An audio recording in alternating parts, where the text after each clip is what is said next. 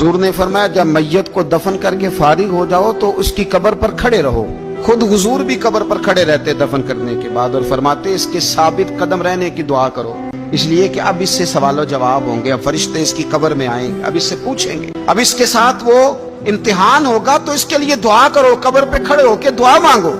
एक हदीस में फरमाया कि इतनी देर दुआ मांगो, इतनी देर दुआ मांगो कि जितनी देर ऊंट ज़िबा करके खाल उतार के गोश्त बना के, ऊंट ज़िबा करना सबसे ज्यादा मुश्किल है, ऊंट ज़िबा करके खाल उतार के गोश्त बना के बांट देते हो, इतनी देर मरने वाले की कब्र पे खड़े रह के दुआ मांगा करो, क्योंकि अब फरिश्ते आएंगे, सवालो जवाब होगा। मुसन्नफ अब्दुल रज़ाक में हदीस है कि एक बंदे को सिर्फ एक कोड़ा मारा गया था कब्र में, तो उसकी सारी कब्र में आग भड़क उठी। तो पूछता है कि ये एक कोड़ा मुझे क्यों मारा गया? तो उन्होंने कहा एक वजह तो ये थी कि तू पाकी पलीदी का ख्याल नहीं करता था, और दूसरी वजह ये थी कि एक दफा एक मजलूम ने तुझसे कहा था मेरी मदद कर, और तू मदद करने पे कादिर था, तेरे अंदर हिम्मत थी, पर तू उसकी मदद के लिए तैयार नहीं हुआ। वो हमारा मशहूर फिक्र है ना कि सानू की लगे पराई लड़ाई पुराई आग नू असी घर क्यों ले आइए। तो वो जो हमारा खास मामला है ना कि किसी की मदद नहीं करनी, वो हमें खराब करती है, हमारे हालात बिगड़ जाते हैं। मदद करने पे कादिर होते हैं पर किसी मजलूम की मदद, एक कोड़ा लगा तो पूरी कब्र में आग भड़क उठी।